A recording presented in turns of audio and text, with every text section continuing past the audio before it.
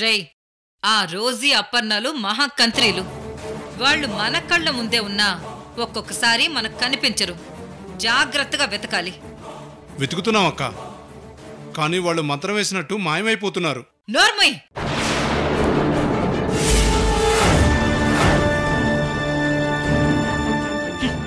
పూటకి 2 బిర్యానీలు చొప్పున 3 పూట్ల తినడం తెలుసు, కానీ రోజీని పట్టుకోవడం మాత్రం తెలీదు.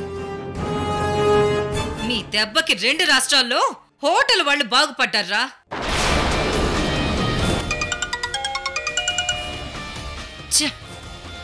ఈ లక్ష్మికి పని పాట ఏమీ లేదు. ఎప్పుడు పడితే అప్పుడు ఫోన్ చేస్తుంది. Hello madam. రోజీ అపర్ణ వాళ్ళు దొరికారా? ఇంకా లేదు మేడం, వెతుకుతున్నాం. కానీ వాళ్ళు మంత్రం వేసినట్టు మాయమైపోతున్నారు. నోర్ముయ్! పూటకు 2 బీర్ల చొప్పున 3 పూట్ల తాగడం తెలుసు, కానీ రోజీని పట్టుకోవడం తెలీదు. నీ దెబ్బకు 2 రాష్ట్రాల్లో మందు కొరతొచ్చేసింది. అది కాదు మేడం, వాళ్ళిద్దరూ తెలుసు, మహాకంత్రీలు. ఒక్కొక్కసారి కళ్ళ ముందున్నా కనిపించరు, అంతే కదా?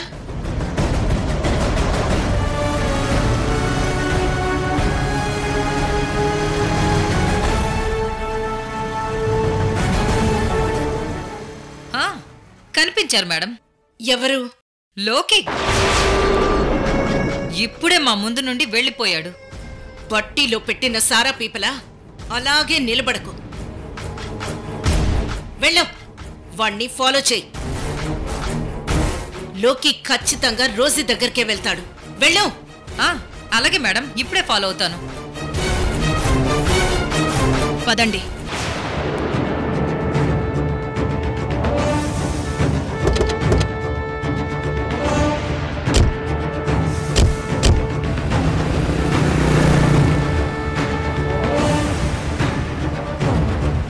పోనీ, త్వరగా పోనీ.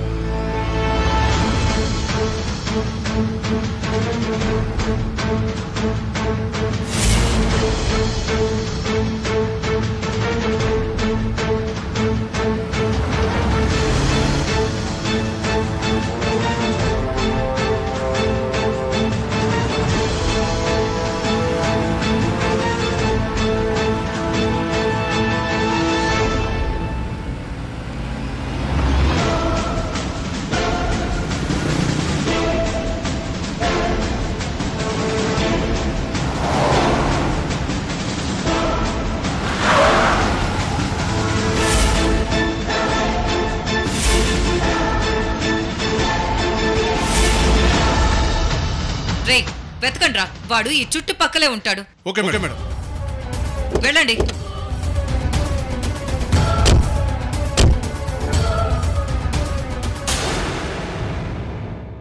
లోకి, ఎలా ఉన్నావు లోకి? బావున్నానమ్మా. రా, కూర్చో.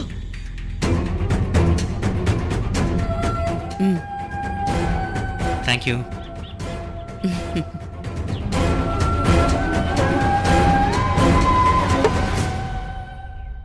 చెప్పమ్మా, ఎందుకు అర్జెంటుగా రమ్మన్నావు? లోకి, నిన్నెవరూ ఫాలో అవ్వలేదు కదా?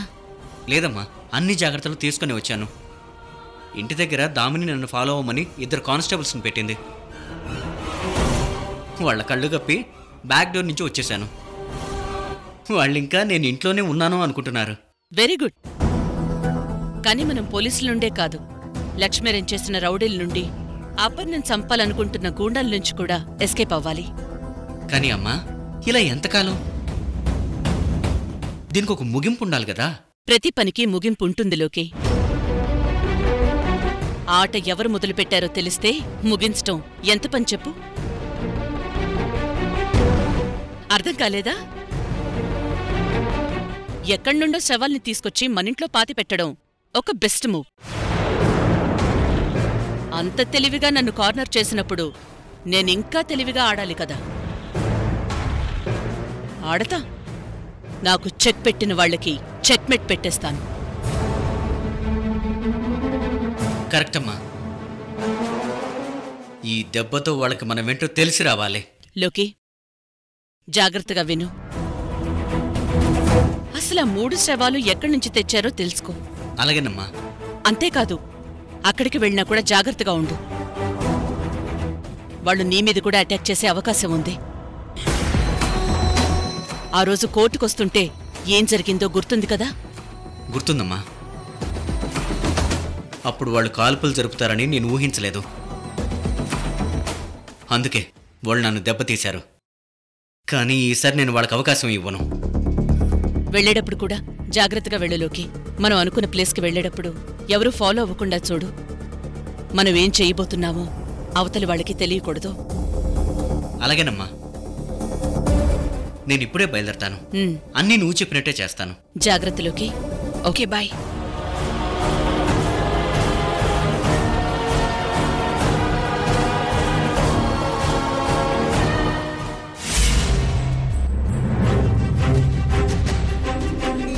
మన కంపెనీ షేర్స్ ఎందుకు డౌన్ అయ్యాయి?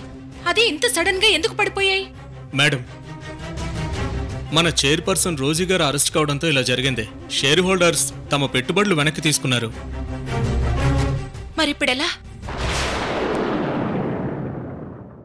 ఎలాగో అతనికి మాత్రం ఏం తెలుసు? నేను చెప్తాను.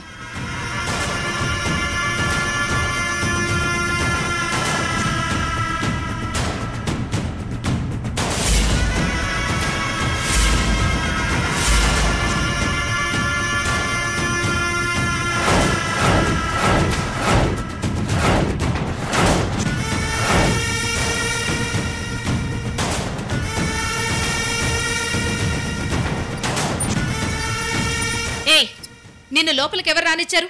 బయటికి నడు ముందు. అంత ఆవేశపడకు. కంపెనీ మాన్యువల్లో రూల్స్ ప్రకారం రోజీ విదేశాలకు వెళ్లినా బాధ్యతలు మొయ్యలేని పరిస్థితిలో ఉన్నా ఆ చైర్పర్సన్ సీట్లో ఈ లక్ష్మి కూర్చోవాలి. కంపెనీ బరువు బాధ్యతలు హ్యాండ్ ఓవర్ చేసుకోవాలి. కానీ రోజీ నాకు పవర్ ఆఫ్ అటార్నీ రాసిచ్చారు. ఆవిడ అబ్సెన్స్ లో ఇదంతా నేనే రన్ చేయాలి. అసలు మనిషే లేదంటుంటే ఆవిడగారిచ్చిన పవర్ ఆఫ్ అటార్నీ అంటావేంటి? ప్రస్తుతం ఇక్కడ నీకే అధికారం లేదు. ఇప్పటికైనా మించిపోయిందేం లేదు సంధ్య. నాతో చేతులు కలుపు. ఈ ఆఫీస్ నువ్వే రన్ చేసుకో, కానీ నా తరపున. నో, తప్పు ఒక్కసారే క్షమించబడుతుంది, 100 సార్లు కాదు. నేను లక్ష్మి నుండి రోజీ దారిలోకి వచ్చేస్తాను. మళ్ళీ ఆ బురదలోకి దిగే ఆలోచన లేదు. మా లక్ష్మీ మేడనే బురద అంటావా?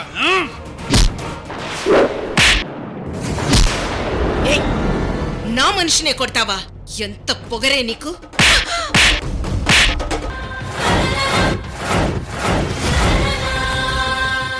ఏ సంధ్య, ఆఖరిసారి చెప్తున్నాను, రోజీ ఒక మునిగిపోయే పడవ.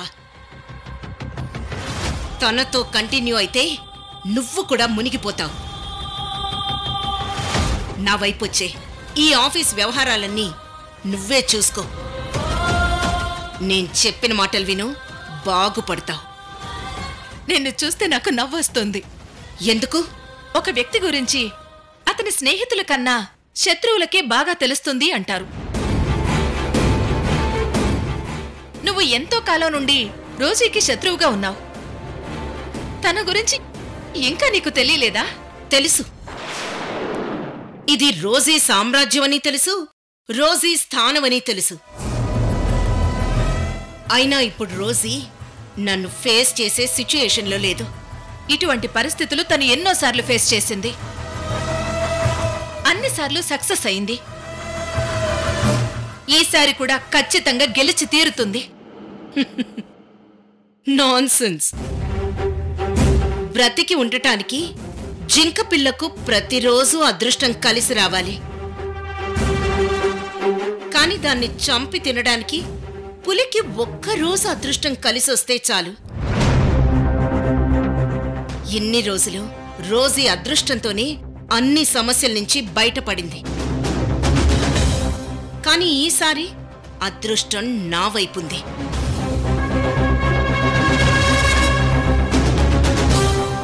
అందుకే పరిస్థితి ఇలా మారిపోయింది. ఉరుమినంత మాత్రాన వర్షం పడ్డట్టు కాదు లక్ష్మి. ఆ రోజు రోజీ నిన్ను క్షమించి వదిలేసింది. ఎందుకో తెలుసా? నువ్వు చిన్ననాటి స్నేహితురాలివని ఒకే ఒక్క కారణంతో. లేకపోతే ఆ రోజే నీ కథ ముగిసిపోయేది. ముగిసేది నా కథ కాదు, ఆ రోజీది. లక్ష్మి వదులు. నీకు సలహాలిస్తుంటే నాకే వార్నింగ్లు ఇస్తావా? ఈ లక్ష్మి విశ్వరూపమేంటో నీకిప్పుడు చూపిస్తాను. ఏ ఆఫీసులో అయితే నువ్వు సలాం కొట్టించుకున్నావో, ఏ ఆఫీసులో అయితే మేడం అని పిలిపించుకున్నావో, అదే ఆఫీసులో అందరి ముందు నీకు నేను చేస్తాను సన్మానం. పద లక్ష్మి వదులు. పద.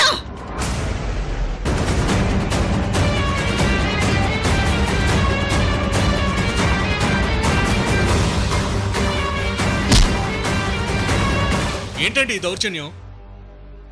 ఈవిడ రోజీ మనిషి. ఈవిడ్ని నేనేమైనా చేస్తాను. ఎవరికైనా ఆపగలిగే ధైర్యం ఉందా? ఇది నీకే కాదు, ఆ రోజీకి కూడా ఇస్తున్న వార్నింగ్ ఇది. వెళ్ళా. మీ అందరి బ్రతుకులు రోడ్డున పడే టైం దగ్గర పడింది. వెళ్ళా.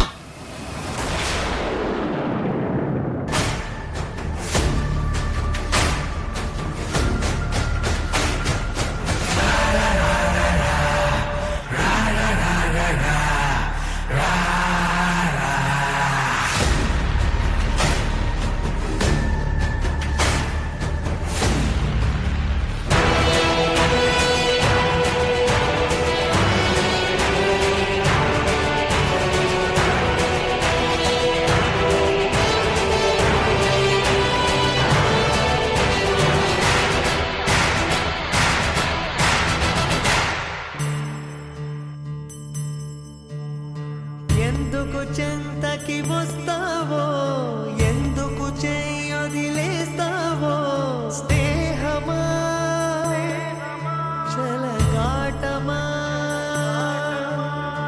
ఎప్పుడు నీ ముడి వేస్తావో. అపర్ణ నన్ను ప్రేమించే దేవత అనుకున్నాను, కానీ ఇలా ద్రోహం చేసే రాక్షసి అనుకోలేదు. పరిహాసమా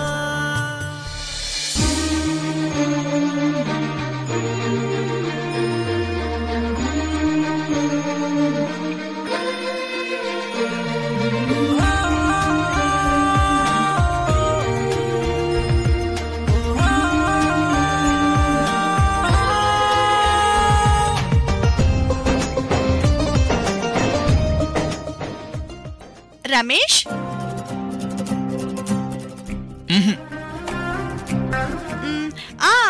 మోహన్ భగత్.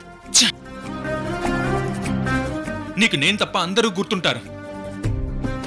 ఏమొద్దు. ఇంత ధైర్యంగా నా కళ్ళు మూసే స్వతంత్రం నీకు తప్ప ఇంకెవరికుంటుంది? వచ్చింది నువ్వే అని నాకెప్పుడో తెలుసు. ఏదో సరదాగా వేరే పేర్లు చెప్పాను. నాకు తెలుసులే, నేను సరదాగా అలా యాక్ట్ చేశాను. అయ్యగారి సంగతి నాకు తెలుసులే. చిన్నపిల్లాడిలా అలగడాలు, ఉడుక్కోవడాలు నీకు కామనే కదా. Okay, I agreed. కానీ అదంతా నీ మీద ప్రేమే. అందుకే నువ్వు ఎవరితో మాట్లాడినా నేను జెలస్ ఫీల్ అవుతాను. నువ్వు నన్ను పట్టించుకోకపోతే అలుగుతాను. ప్రేమలో ఇవన్నీ ఉంటాయని నేను ఫీల్ అవుతాను. తెలుసు అరవింద్, నీది అలక, కోపం కాదు. తేడా ఏంటి? రెండు ఒకటే కదా. కాదు ముద్దబ్బాయ్, కోపంలో తిట్లుంటాయి, పోట్లాటలుంటాయి. అలకంటే చిరుకోపం. అలకలో బుంగమూతులుంటాయి, గిల్లి కజ్జాలుంటాయి. మన మధ్య పోట్లాటలు, మనస్పర్ధలు ఎప్పటికీ రావపర్ణ. I love you. I love you two.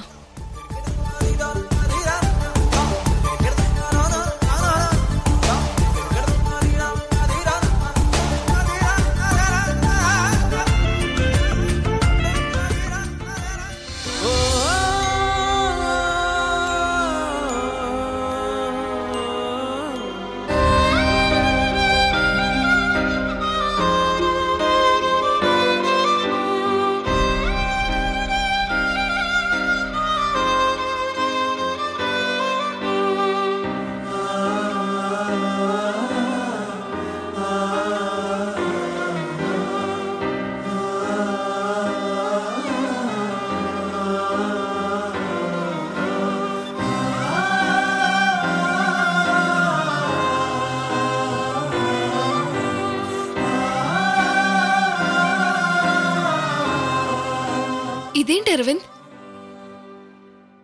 అపర్ణని తలుచుకొని బాధపడుతున్నావా? మర్చిపోలేక బాధపడుతున్నాను. నువ్వు అపర్ణాన్ని మర్చిపోవడానికి నన్నేం చేయమంటావో చెప్పు.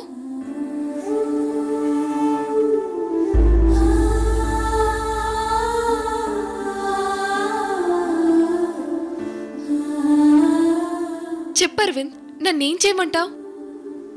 ఏం చేయాలో నాకే తెలియట్లేదు. నీకేం చెప్పను? గాయమైన గుండె కదా, మరుపు అనే మందు రాసినా మానటానికి టైం పడుతుంది. కానీ ఒక్కటి మాత్రం నిజం, తన్ని నేనిప్పుడు ప్రేమించడం లేదు. కానీ తన చేతిలో మోసపోయినందుకు బాధపడుతున్నాను.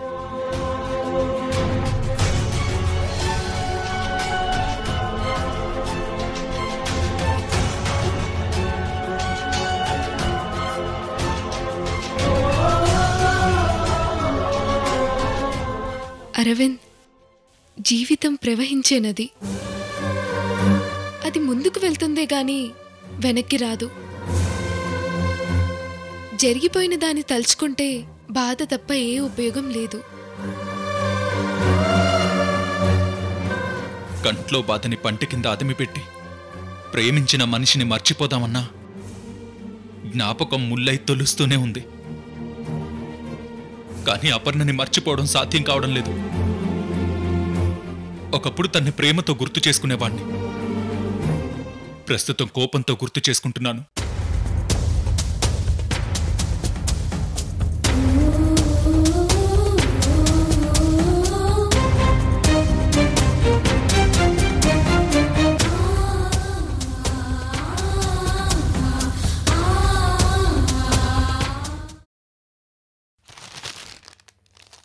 అమ్మా మహా, దామిని ఏమన్నా ఫోన్ చేసిందా? లేదంకల్, దానికి ఉక్రోషం ఎక్కువ కదా. మనందరం ఒకటై తనని ఒంటరి చేశామని ఫీల్ అవుతోంది. అవును పటేల్, దాని ఇంటి నుండి బయటికి పొమ్మనకుండా ఉండాల్సింది. దానికి అసలే రోషం ఎక్కువ. మళ్ళీ నువ్వు రమ్మంటే తప్ప ఇంటికి రాదు. తెలుసు, కానీ కొన్ని రోజులు దామినికి దూరంగా ఉండక తప్పదు. మన ఇంట్లో ఆ 3 శవాలు దొరకడం దామినికి ఒక పెద్ద అవకాశం. దీన్ని యూజ్ చేసుకొని అమ్మని అపర్ణని అరెస్ట్ చేద్దామని చూస్తోంది. అసలు ఇదంతా ఏంటి మహా? మనకెందుకిన్ని బాధలు? ఇదంతా ఎవరో పన్నుతున్న కుట్ర ఆంటీ. ఎవరో కాదు మహా, ఇదంతా లక్ష్మియే చేస్తుంటుంది.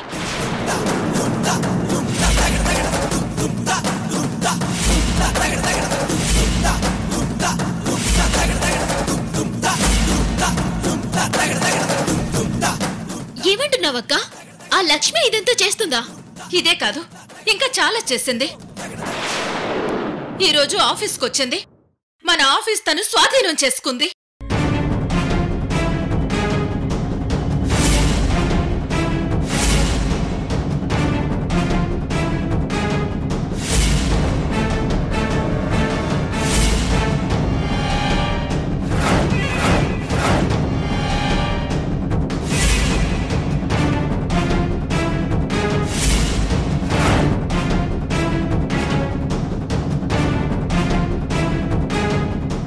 నన్ను ఆఫీస్ నుంచి బయటకు గెంటేస్తుంది. రోజీ అంతు చూస్తానని ప్రతిజ్ఞ చేసింది.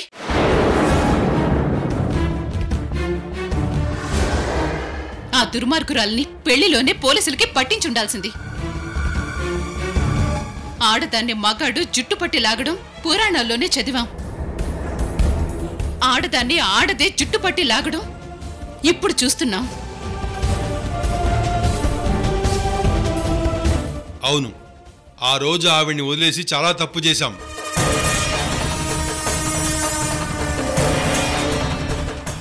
జరిగిందేదో జరిగిపోయింది.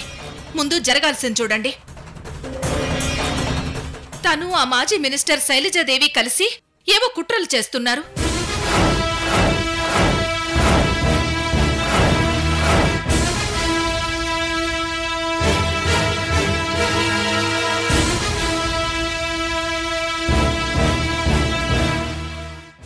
తను ఇంకా ఏదో స్కెచ్లు వేస్తుంది రోజీ.